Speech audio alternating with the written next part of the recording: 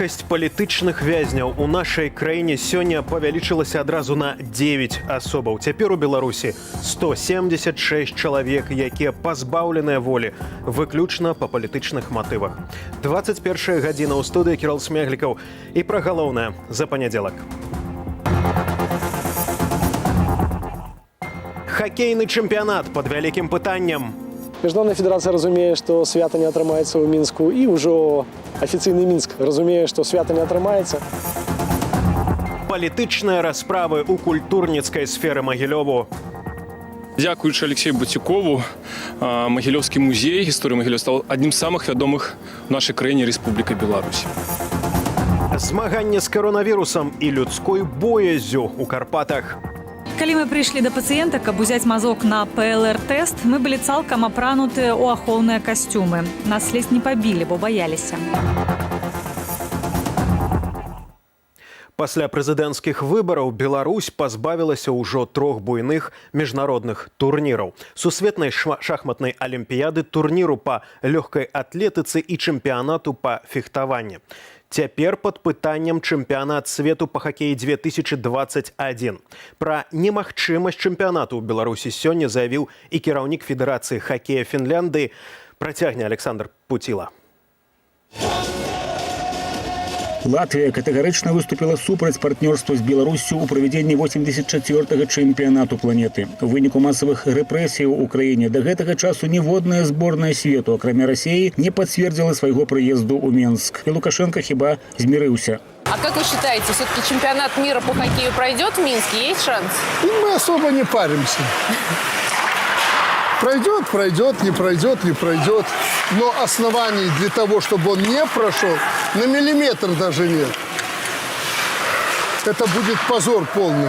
Нягледзячы на тое, што візіт прэзідэнта Міжнароднай федэрацыі хакею Рэне Фазеля планаваўся яшчэ на снежань, швейцарац прыляцеў у Мінск толькі сёння. Пры тым, што Міжнародная федэрацыя распачала ўнутранае расследаванне ў дачыненні старшыні Беларускай федэрацыі Дмітрыя Баскава. У выніку быццам бы ягонага ўдзелу ў затрыманні загінулага пазней Рамана Бандарэнкі. Паводле нашага калегі Вячеслава Федарэнкава, гэты візіт на перспектыву нічога не вызначае. У мяне такое адчуванне, я не ведаю, такое адчуванне, што бакі шукаюць выйсця.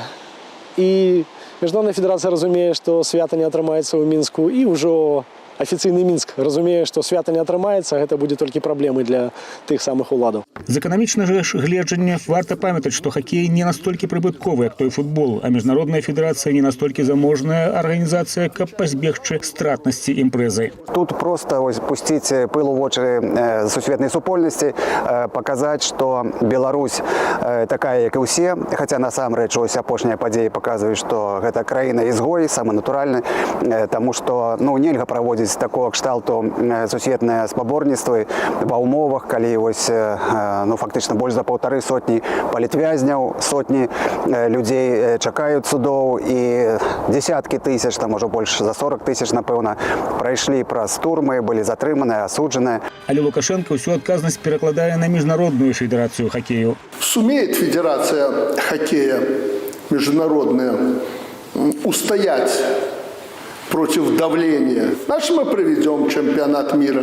Если Федерация международная хоккея не справится с давлением, значит, не будет чемпионата мира в Беларуси. Все зависит сейчас от вас. Латвія была б гатовая правесці турнір самастойна, але, як заявіў генеральны сакратар Латвійскай хакейнай федэрацыі Віестурс Козіёлс, толькі пры ўмове, што краіне вылучаць дадатковае фінансаванне. Мяркуючы па ўсім, Міжнародная федэрацыя на гэта ісці не хоча. Рашэнні аб месцах правядзення чэмпіянатаў свету прымаюцца на паўгадовым кангрэсе Міжнароднай федэрацыі хакею за 3 гады да пачатку спаборніцтваў. Цяперашняя сітуацыя з магчымым пераносам турніру з адной краіны ў іншую за 4 месяцы да старту абсалютна унікальная. Як яна развяжецца, мы даведаемся напрыканцы студзеня. Александр Пуціла, Белсат. У судзе Менскага раёну пачаўся працэс паводле крымінальнай справы аб пашкоджанні аўтамабіля, што належыць жонцы міліцыянта. Паводле матэрыялаў следства, уначы 29 верасня ў раёне вёскі Баравая 5 мужчынаў залілі монтажнай пенай і фарбай кузаў аўта, прабілі колы. Пра план здзейсніць хуліганства міліцыя ведала, аднак не перадухіліла, каб зрабіць злачынства паказным. Так сцвярджае сястра падсуднага. Их там ждали, им дали 10 секунд испортить машину, и тут же вылетели вооруженные СОБР.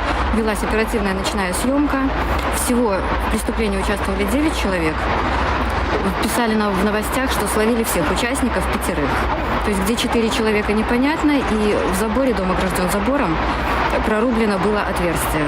То есть забор сильный, его не снесли, оно было подготовлено заранее. Они нанесли повреждения, но то, чтобы запрашивать такие сроки за повреждение имущества, на мой взгляд, это несправедливо. Паводле следства пра напад на аўта фігуранты справы дамовіліся ў тэлеграм-канале.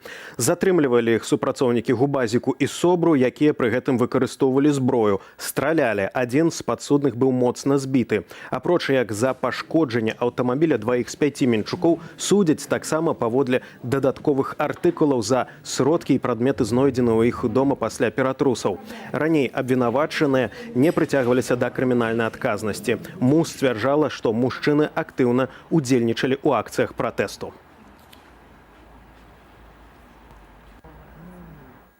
Пакуль жа пераносімся на горад над Сожам. Хацелі зладзіць імпрэзу і зрабіць усё прыгожа, а атрымалася ганьба. Улады Гомлю далі дазвол на размяшэнне лунапарку з атракцыёнамі на месцы, дзе былі забітыя больш за 100 000 чалавек. Ці стварыла гэта святочны настрой у гараджанаў, высвятлялі мае калегі.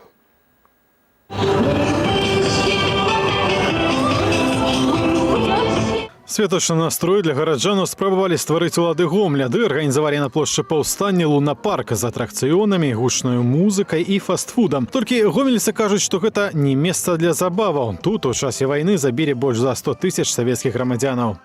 Смерць і атракцыёны, яны несовместимы. Кощунственно, честно говоря.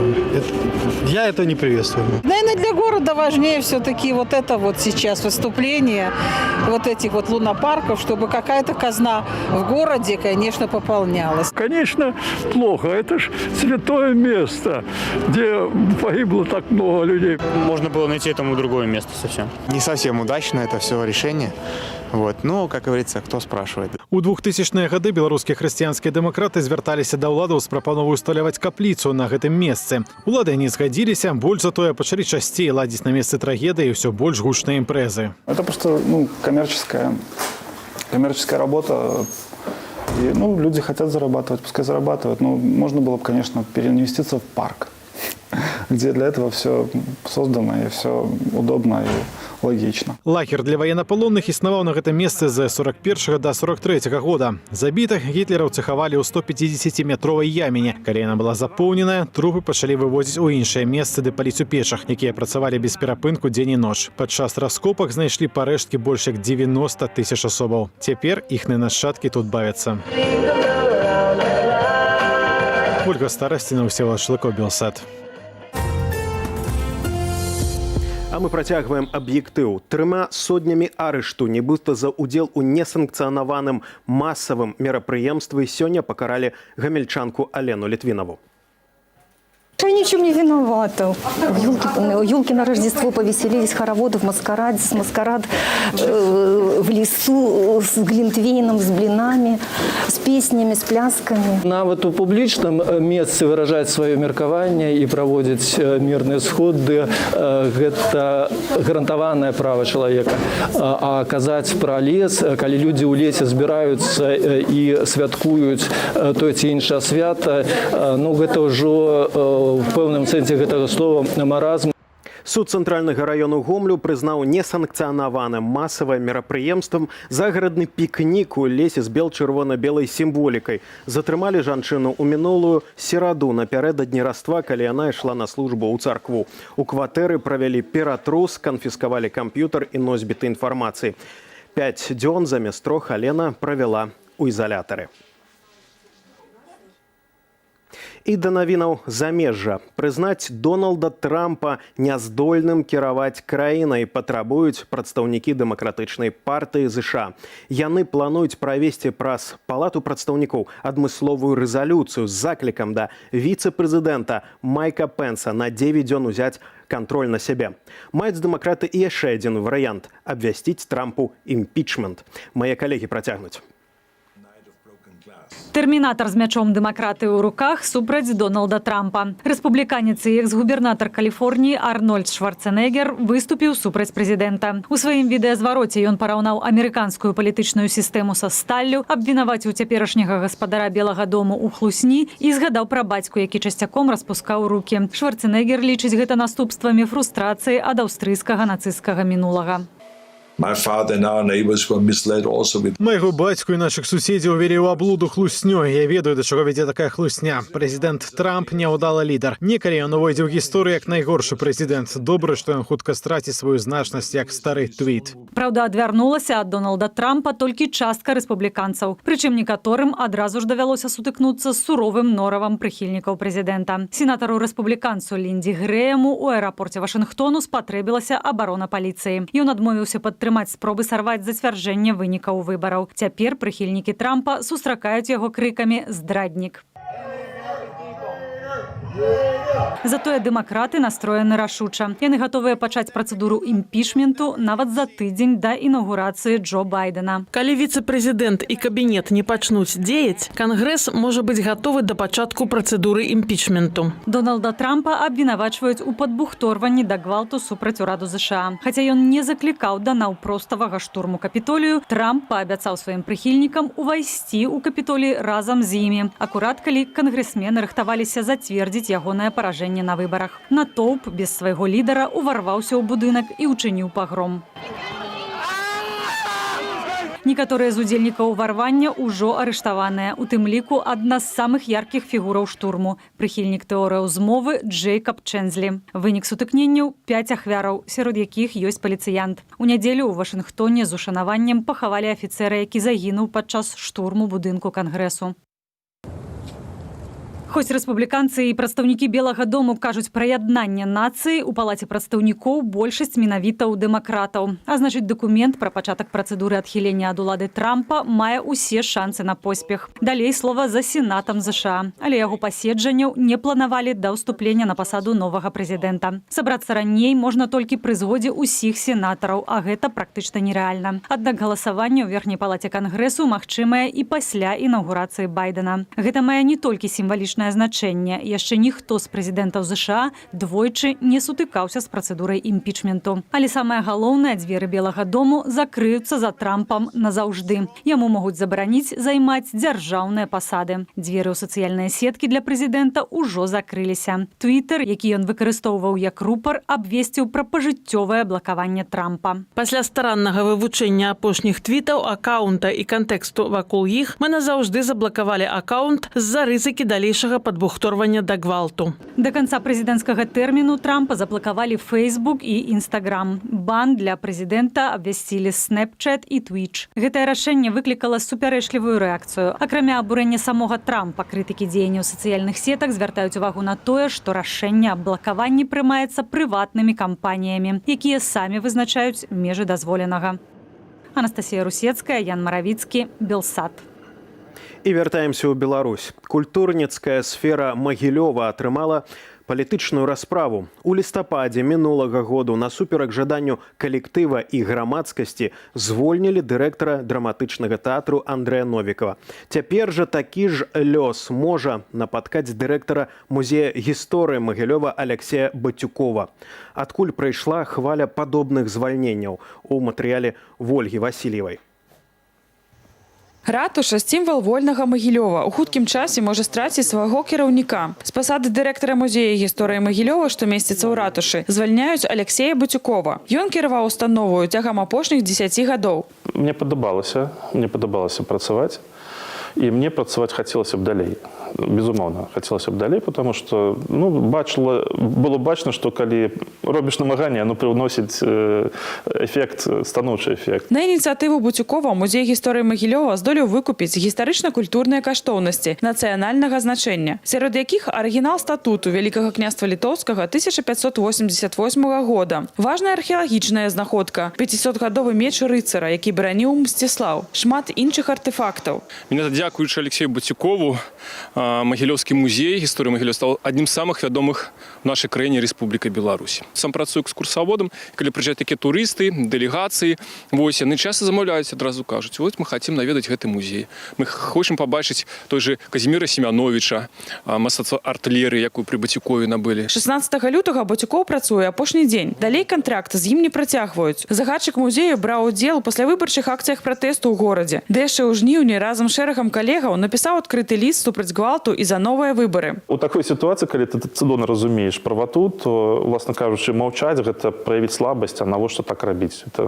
што, калі ўсе людзі будуць слабыя, у нас будзе грамадства слабае. Яны могуць, павінны і добра, калі яны выказваюць сваё меркаванне. Гэта для грамадства асноўная крыніца росту, калі сутыкаюцца меркаванні. Адзін з падпісантаў ліста супраць гвалту былы намеснік Бацюкова Яўген Балбераў. Каб выказаць свой пратэст, самастойна сышоў з пасады. Тады мне падавалася, што можа дзесьці гэта памылка, такое паспяховае рашэнне. Але зараз мы пабачылі, што калі б на 110%, калі б не сышоў сам тады, зараз мы ці разам з Алексеем Миколаевичем, ці паступова таксама былі вымушаны ці сысці. Яўген Балбераў стварыў петыцыю, у якой просіць спыніць ціск на Алексея Бацюкова і працягнуць з ім працоўны кантракт. З той жа просьбой рыхтуе калектыўны зварот да старшыні Магілёўскага гарвыканкаму яшчэ адна працаўніца музею Алена Барысава. Яна, як Алексей ды Яўген, падпісвала адкрыты ліст і брала ўдзел у мірных мітынгах. Для мяне ўсё ж такі ў маім узросце, ў маім стане самая вялікая пагроза – гэта страта ўласнага сумлення.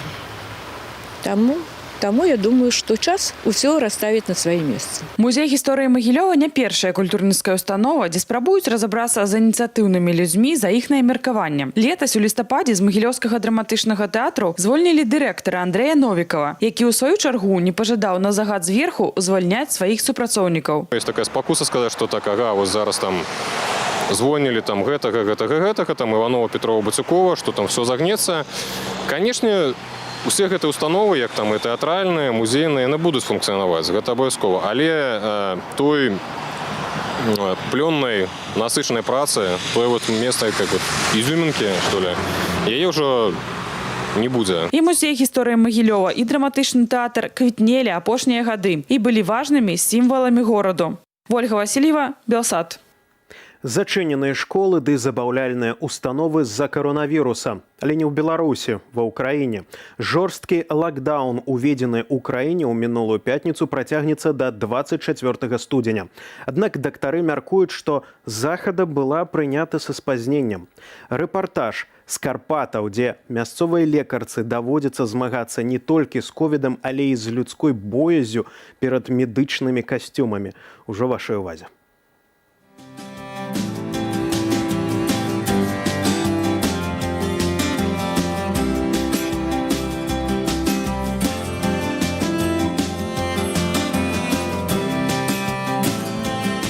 Не была пандемії. Калі яшчэ не было пандэміі, дабіралася грамадскім транспартам, пешшу, на ровары, па-рознаму бывала. І на канях таксама. Калі ласка, спыніцеся тут, я сыду. Дзякуй вялікі. Вясёлых святаў.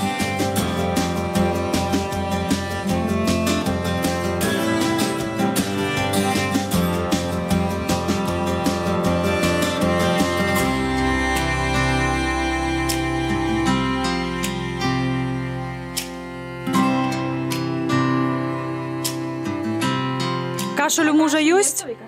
Лёгкія чыстыя, дыханне аслабленае, бо ён ляжыць на ложку.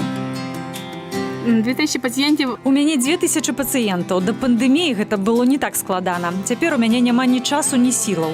Мы працуем і наведваем пацыентаў і ў выходныя. Калі мы прыйшлі да пацыента, каб узяць мазок на ПЛР-тэст, мы былі цалкам апранутыя ў ахоўныя касцюмы. Нас ледзь не пабілі, бо баяліся. Легче носити. Лягчэй насіць касцюм ад ковіду, чым гэтае цяжкое ўбранне. Увядзенне каранціну да свята ўстаноўча адбілася б на колькасці захворванняў на каронавірус. Святы значна пашыраюць сацыяльныя кантакты.